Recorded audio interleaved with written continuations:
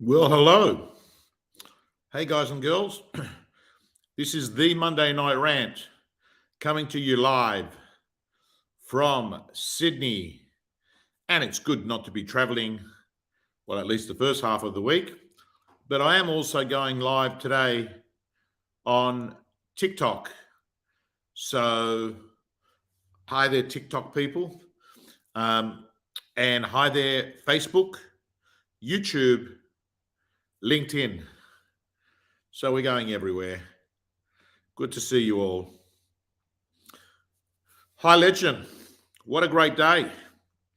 Where we're going to talk about the 9 laws of loser real estate agents. That's what we're going to talk about. The 9 laws of loser real estate agents.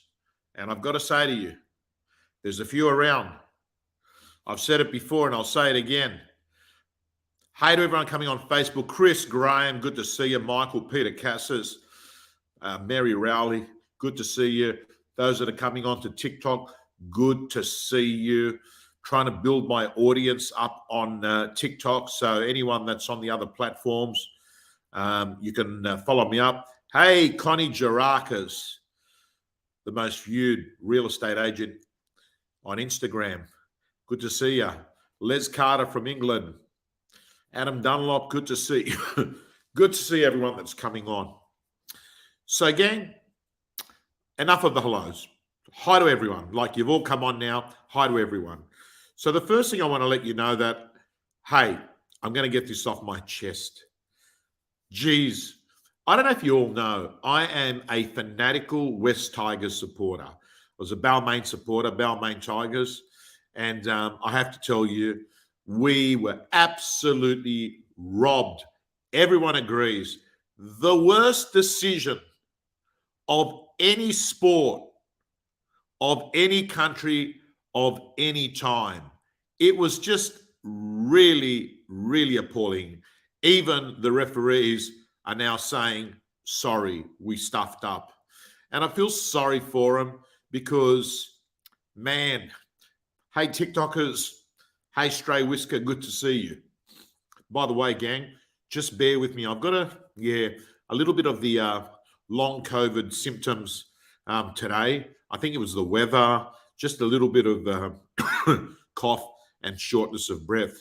And whilst we're talking about that subject, may I just say that I feel for every person who has fallen into that small category of people, which is long COVID. I really do feel for them. So I'm not in such a bad category as some of the people like Tracy Spicer, who, as you know, an old media personality, I think Channel 10, and the millions of other people around the world who don't ever really have a 100% recovery after COVID.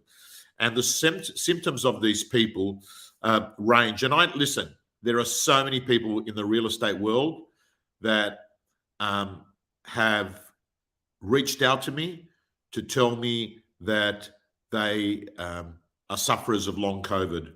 And the symptoms that they tell me that they suffer is shortness of breath, cough, a ringing in the ear, brain fog, fatigue, weakness, chills. There are people that actually haven't really been able to move forward and go back to work. So my thoughts are with all of those people. But the good news is, my friends, it appears that eventually, like a mate of mine, 6 months mark, things seem to get better. So, gang, I'm very, very compassionate of those of any illness, and I've got to tell you, the highest form of wealth is health.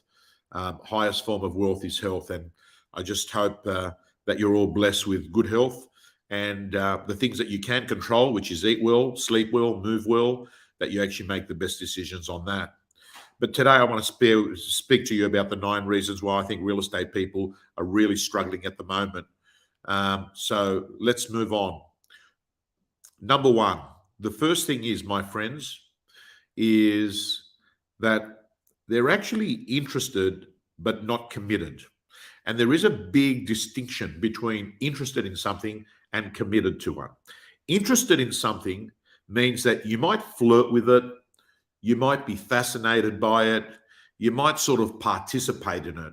But committed to it means that you will do whatever it takes and there is no point of return, that you're all in. And by the way, the term of the point of no return was in fact popularized by that Spanish conqueror in around 1519, Cortez, who, when he was leading the Spaniards and they attacked the Mexicans, what they actually did is went and hit Mexico to get treasure. And when they got there, they actually unloaded the boats and they unloaded the animals and all their food. And then what they did is they turned around and Cortez yelled out, "Is everything off the boats?" And when they said yes, he said, "Burn the boats! Burn the boats!" Because what he was doing at that instant, he was saying to people, there is no plan B. We're all in. There is no point of return now. We're either going to win or we're going to die because we can't retreat. So I have to say to you, my friends, in this marketplace, you've got to be committed and all in.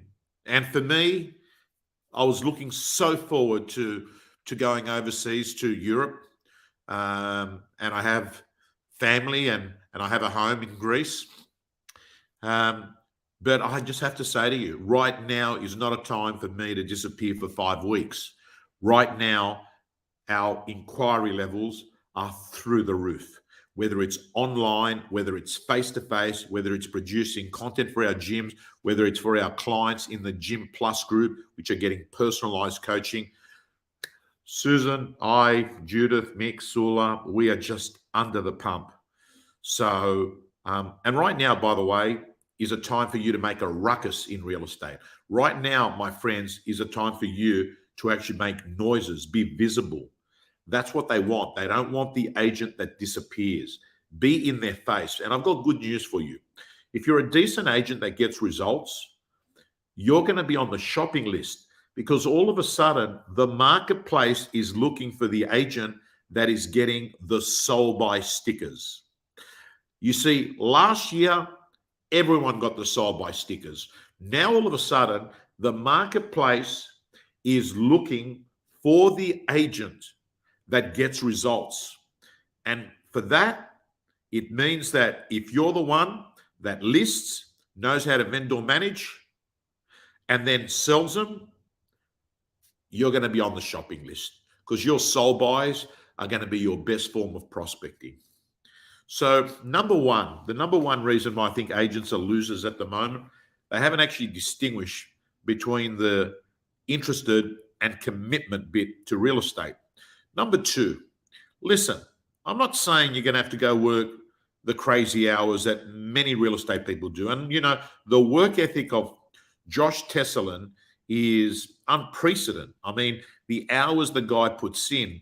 And if you've noticed, he does his auctions on Sunday. So this guy here is working a straight 7 days a week. Like, success does leave clues. And not for a moment am I saying that this is the path that you've got to go down. But I am saying that if you're working 9 to 5 or close to those hours, it is unlikely that you're going to have the time to do that, what's needed to succeed in the business. And hard work does not guarantee you success. But let me tell you, the absence of hard work means it's unlikely you will be successful. Now, I'm not going to sit here and tell you what the golden rule for life balance is. And I'm certainly not going to say to you that success in life is winning all the REB awards, being on stage for being number 1 in your franchise group, and having multiple divorces, being unhealthy, and having your kids not talk to you. That is not success. That is failure, right? So I do know that whatever area of your life you value, it needs effort, it needs time, it needs energy. But what I am saying to you is that real estate is the highest paid hard work and it is the lowest paid easy work. And with that in mind, if it's the highest paid hard work and it's the lowest paid easy work, you are going to see this big gap between those that are making $1 million, 2 million, and there's plenty of those now, and those that are, barely making $100,000 a year. So you need to factor in that over the next year, you're going to be doing 2 to 3 more things that you weren't doing previously. And that requires hours of work, which is time. Let me go through those 3 things. You're going to have to work buyers better than ever. So you're going to have to block off time to do buyer management. Then every one of your listings is going to need to have hyper vendor management. That takes time. And then you're going to have to list more property because the list to sell ratio is going down. I mean, 100% of listings sold last year. But now, depending on the market that you're in, we're close to 50, 60, some 75. There are some that are still doing 80%.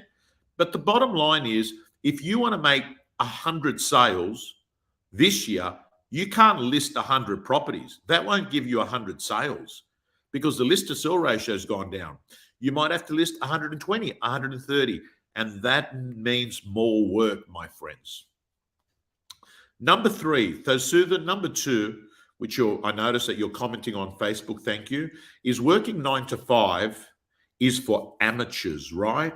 All the money in real estate is made before 9 and after 5, okay?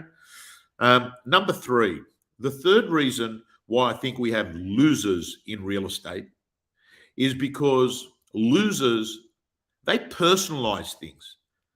Listen, don't ever try and compare empathy to sympathy. Empathy is that you actually have feelings. Sympathy is that you're trying to save every possible person, every vendor. You're trying to save price. And let's get real. You can't save price. The market sets the market. At best, an agent can influence the market. So what you need to be doing, my friends, is very, very clear. You've got to start acting and operating with a Teflon approach, that you are going to be having hard conversations, crucial conversations. And listen, sometimes vendors are going to get upset. And I've got to tell you, I've seen a lot of tension in deals being done with vendors. And I'm not advocating this, but there's a saying, man, if they're not yelling, they're not selling. And what does that basically mean? It means that at some point, they're going to be uncomfortable with the way things are going. And the reason why is that in a market that is a buyer's market, sellers do get upset and buyers are a lot happier. But you're going to need, my friends, to become Teflon. You're going to need to be able to have rejection and failure and just the negative stuff that happens to slide off like Teflon. And Velcro, for me, is when stuff sticks on you. So quality number 3, don't personalize. It's just business. Tell the damn truth. Tell the damn truth. And the truth, and I use this beautiful sentence, I might hurt you with the truth, but I'll never comfort you with a lie. Let's move on to number 4. The fourth thing, by the way, thank you to everyone that's commenting. I'm trying to focus on getting through this rant in time so I can go to bed at 8:30. I just want to say, number 4, the fourth reason why agents suffer, and I call it a loser's quality, is that they run their whole life based on feelings, right? Oh, I feel like prospecting today. I feel like calling that vendor today. I feel like going out there and doing door knocking today. I feel like going to the gym today. I feel like having a donut today. I feel like having a beer at lunchtime today. I feel like sitting on my ass and doing no work today. My friends, you've got to shift from running a life based on feelings, and you've got to move to a philosophy based on process. You might not feel like doing it, but you do it anyway because it's the right thing. Run a principles, values based life. You do the right thing, not the easy thing. And that, my friend, is pretty much the definition of discipline. Being able to overcome your feelings and do what needs to be done to help you achieve your goals. And it's not till you have your behaviors linked to your intentions that life is going to start becoming magical for you. You see, a lot of people have intentions, but intentions count for nothing. It's your behavior. It's what you do. It's the execution. It's your actions. So what you need to do is have this alignment of your intentions and your behaviors. And that, my friend, is how you achieve your goals. Not running your life and actions based on your feelings, but based on your values. Here it goes, says Timmy Hills. Let's move on to number 5. The fifth loser quality. The fifth loser quality is that they have an external locus of control versus an internal locus of control.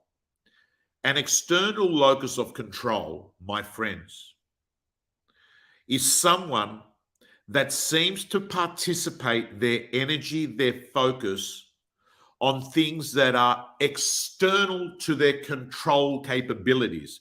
It is an external locus of control. They will worry and ruminate over things such as what their competitor is doing, what Anthony Albanese is doing, what the Reserve Bank is doing with rates.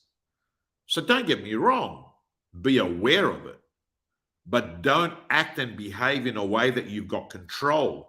Because when you do, hello Anmol on TikTok, when you do, what happens is you stop putting your energy and focusing on the things that you've got an internal locus of control. And there are so many things that you've got an internal locus of control. Let me give you an example. You can control what you wear.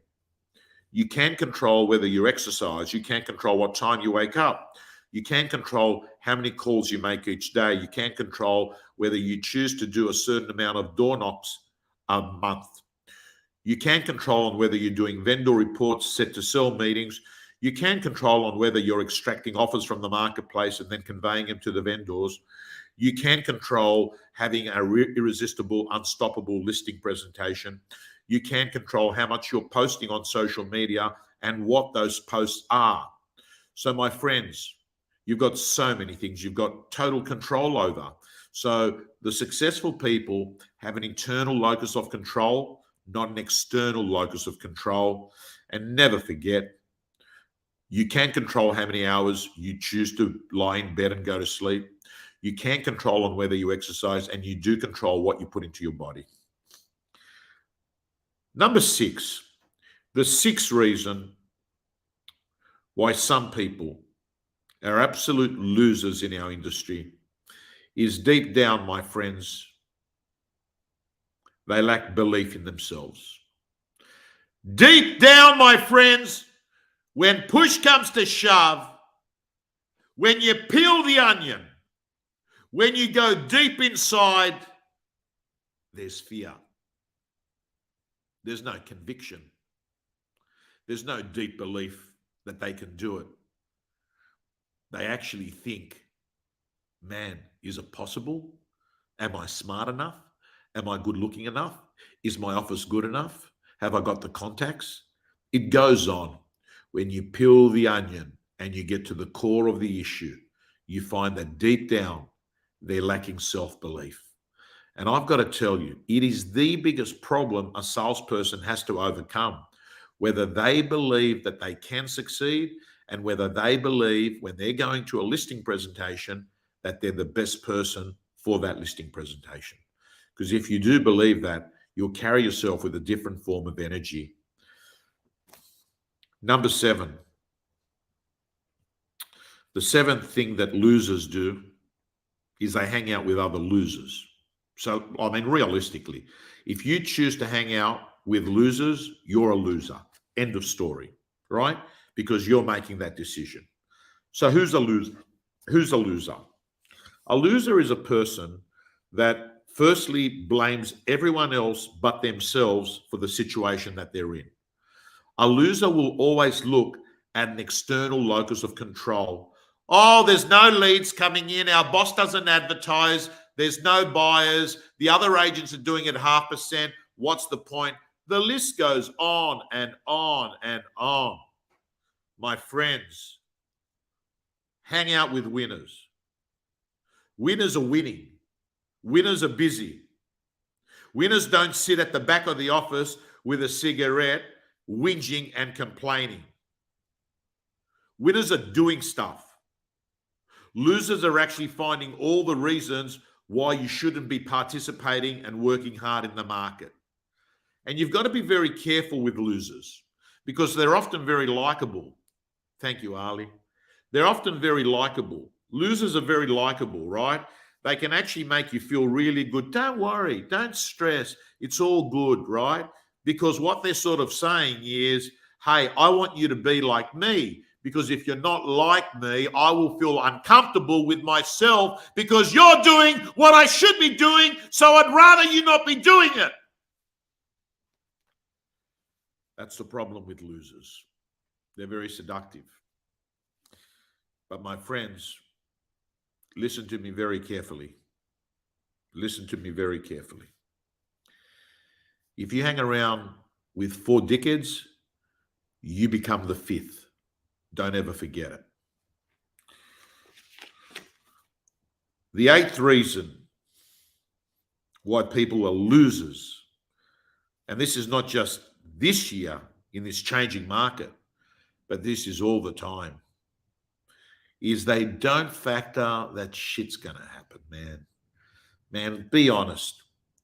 Like, you can go to a listing presentation, you've done work for them before, and you think you're going to get it, and then you get the phone call and they're not going with you. You spend time with a buyer, 3 weeks later after you've had an offer and acceptance, you find out it's not going ahead.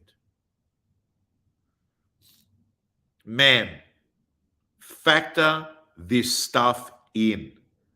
Banks factor bad debt. Why wouldn't you factor that stuff's going to happen?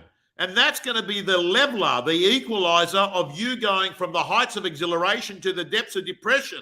I've got to tell you, if a flight takes off from Mascot Airport and heads to my destination on time these days, I'm high-fiving. I've already factored in. Chances are it's going to be late or it's going to be cancelled. I've already factored it in. So I'm not carrying on like the next Qantas passenger sitting there. Oh, what a disaster. Well, mate, haven't you been reading it?